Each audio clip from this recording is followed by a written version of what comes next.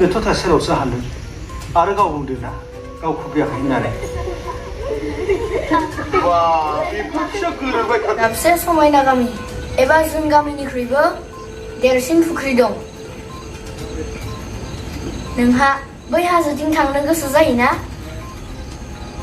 औ गोसो जायो नोंनि बादिब्ला मा दं दे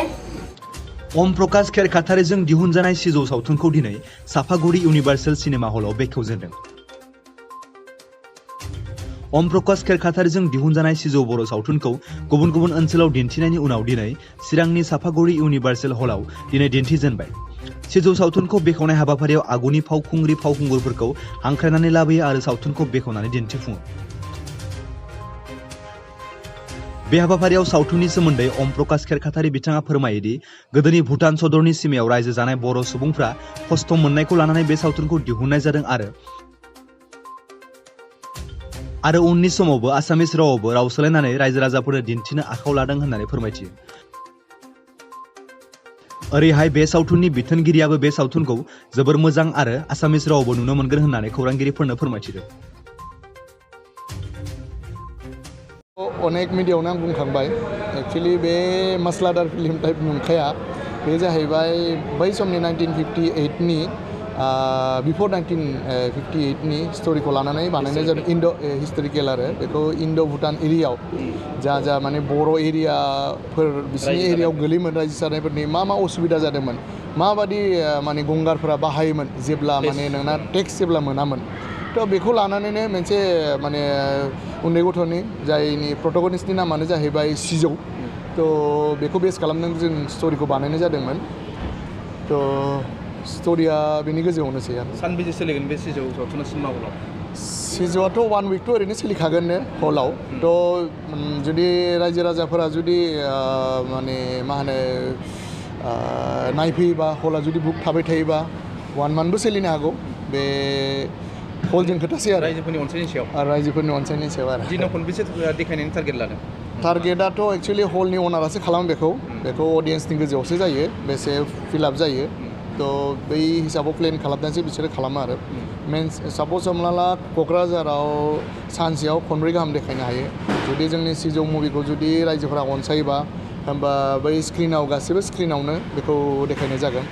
आरो जोंनि इउनिभार्सेल सिनेमा हलाव स्क्रिन होनो थाङोबा 3 दं 3D 2D थ' बेयाव अनारा बुंनाय बादिबा फार्स्टआव जोंना 3 श' दं ओमफ्राय बिनि उनाव आरो बारायनानै होगोन होनदों ओमफ्राय साया सिनेमा हलावनो बिदिनो अनारा बुंदों जे रेसपन्सनि सायाव आरो बुस्थुखौ नोंथाङा सावथुनखौ देखायनायाव माबायदि अनसायनाय मोनगोन बायदि मोनदों सावथुन सिनेमा हलाव देखायनायाव रायजो राजानि माबायदि दासिमाव 4 जायगायाव देखायनायाव माबायदि खौरां फैदों दासिमाव नोंथांनियाव आंनाथ' रायजो राजानि सेम बिसास दंखायो जे रायजो राजाफोरना मोजां मोनगोन मानोना आलादा जायगायाव अनेक आं अननाय मोनदों दा लास्ट जोङो गवायावबो बेखौ स्क्रिनिं खालामदोंमोन बेंगालरावबो खालामदोंमोन आरो गुबुन हादोरावबो खालामदोंमोन थ' बिनि रेसपन्सआथ' अनेकनो मोजां थ' बिनि आरो जोंनाथ' आरो बेयाव लकेल जाहैबाय थ' अननायखौ मोनगोन सानो आरो हलाव जेखिनि जायगायाव देखायदों माबायदि मानसि जादों होननानै मानसियाथ' दा नोंथांमोना बुक माइ श'आव नायबानो मिथिगोन फुल श' जानानै दं बे बर'आव एक्सुवेलि बुंनो थाङोबा हिस्ट्रिखौनो बुंनांसिगोन मानोना दिनैनि डेटआव फुल माने बुक जानानै दं दा जाय माने बर' रावखौ बुजिया बियो गुबुन हारियाबो नायनो साबटाइटेल जोंना बे मुभियाव साबटाइटेल मोनखागोन आरो एनादार 2-3 मान्थ्सनि उनाव जों एसामिसावबो डाब खालामगासिनो दं थ' जोंना प्लेनिङा जाहैबाय जों आफ्टार 3 मान्थ्स बा 4 मान्थ्स जोङो अल आसामाव जों रिलिज खालामगोन अल आसामाव जोंना 50+ जोंना हल दं थ' जोंना प्लेनिं सोलिगासिनो दं माबायदि जों नेक्स्ट स्टेपखौ लागोन जाहाथ माने एक्चुवेलि खोथाया जाहैबाय जिहेतु बे इण्डियान पेन'रमायाव एभ्रि इयार 24टा बेस्ट इण्डियानि बेस्ट फिल्मा सेलेक्ट जायो थ' सिजुआबो बिनि मोनसे जिहेतु थ' बेनिखायनो आं सानो आसामनि रायजो राजाफोराबो नायथों बेनिखायनो आं हर रिलिजखौ एसामिसाव सानदों आरो नोंथाङा बे सावथुनखौ दिहुनखांनायनि उनाव दायो नोंथाङा गोबां रायजोफोरजों अनसायनाय मोनदों नोंथाङा माबाफोर सानदों नामा दिनैनि दिनाव दि बर' सावथुनाबो मोनसे गोजौ थाखोनि सिनेमा हलाव जायगा देखायनो जायगा मोननाय मोनसे केटेगरि जाफिनबाय फिलिंसआ माबायदि मोनदों प्रेजेन्ट आंथ' 2002 निफ्रायनो एक्चुअलि आर्टिस्ट लाइनाव दं तो एक्चुअलि प्रडिउसार हिसाबै फार्स्ट टाइम आं तो आंना आवगायावबो सिमां दंमोन जे आंनि मुभि मोनसे आं जेब्ला खालामगोन होमबा गेदेर सिनेमा हलाव आंनिबो मुभिया माने देखायनायखौ आंना सिमांमोन आरो दिनै बे सिमाङा एक्चुअलि आं बुंनो थाङोबा साक्सेस जानाय बादिनो मोनबाय आंनि सिमाङा फुलफिल जाबाय दिनै नोंथाङा नोंथांनि सावथुन सिजौखौ बिटिआरनि मोनब्रै जिल्लायाव थानाय माखासे सिनेमा हलाव दिन्थिबाय आरो बावनो नोङो स्पेसियेलि दिनै बर'नि गागि आर्टिस्टफोरखौ लेंहरनानै देखायदों आरोबाव नुनो मोन्दोंदि गोबां गागि माने आर्टिस्टफोरमोन आसलथे मा फिलिंसिं मा साननानै सिन्थारा बे खामानिखौ मावनाय जादों नोंथाङा खुलुमबाय दिनैनि बे समा सफैबाय 16 सेप्टेम्बर दिनैनि डेटआ तो दिनै जत माने मा होनो जोंनि बिटिआर एरियानि बर' पपुलेसन थानाय एरियायाव थानाय माने हल सिनेमा हल तो बेयाव सिजौ मुभिखौ जों रिलिज खालामबाय हल रिलिज तो हल रिलिजाव जोंना क'क्राझाराव गल्ड सिनेमा हल दं आरो बङाइगावनि इउनिभार्सेल सिनेमा हल दं आरो टंलानि साया सिनेमा तो बेयाव दिनैनिफ्रायनो बुक माइ श'आव रायजोफोरा नायबानो मिथिगोन बबे टाइमाव सिजौ सावथुनखौ मा होनो टाइमिंखौ मिथिगोन आरो तो बेथ' जाहैबाय माने मुभि रिलिज खालामनाया जाहैबाय नोंथाङा सोंनाय बादि आर्टिस्टफोर लिंहरनाया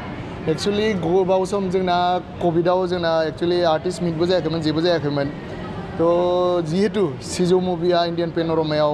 मोननायखौथ' नोंथांमोना मिथिखाबायनो आरो इन्टारनेसनेल अनेक एवार्ड मोनदों तो आंना खोथाया जाहैबाय मा बे एक्चुअलि मोजाङै जुदि मा होनो नायनो सानोबा बेखौ बिग स्क्रिनावसो थारमाने सिनेमा हलावसो बुस्थुखौ बेरखाङो बेनिखायनो आं जोंनि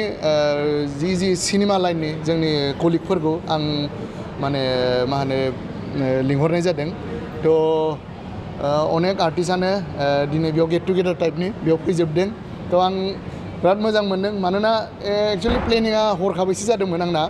साननै सिगांल' आं आर्टिस्टफोरखौ कल खालामदोंमोन अनेकानो माने फैयाखै खिन्थु मेक्सिमामानो फैदों तो बेयाव दिनै गेट टुगेदारखौनो बुंनांसिगोन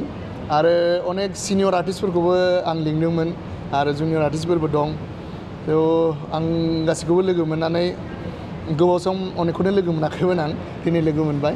दा मुभिखौ नायगासिनो दं दा मा बुङो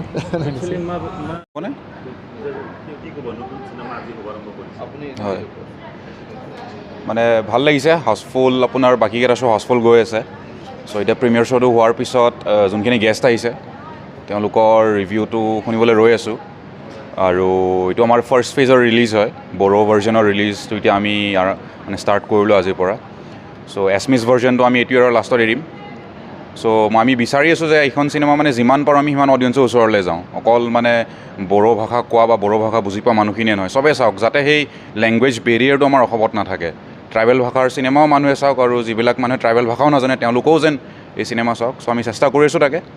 চ' হোপ চ' চব যেন ভাল হওক ছাবটাইটেল আছে ইংলিছ ছাবটাইটেল আছে আৰু অসমীয়াত আমি যেতিয়া ৰিলিজ কৰিম তেতিয়াও আমি চাগে মষ্ট অফ ছাবটাইটেলছ ৰাখিম এক্টাৰ্ছটো আপোনাৰ ওম প্ৰকাশ আছে গম পায় আৰু পেঞ্জি আছে জয়ন্ত নাৰ্জাৰী আছে তো বিশেষকৈ জয়ন্ত নাৰ্জাৰীৰ লগত মোৰ কাম কৰি বহুতেই ভাল লাগিছে তেওঁ ভাল এক্টাৰ বুলি মই শুনি আছিলোঁ আৰু তেওঁৰ কাম চাইছিলোঁ তেওঁৰ নাটক চাইছিলোঁ চ' এজ এন এক্টাৰ তেওঁক যেতিয়া মই এক্সপ্ল'ৰ কৰিবলৈ এটা স্পেচ পাইছোঁ মোৰ বহুত ভাল লাগিল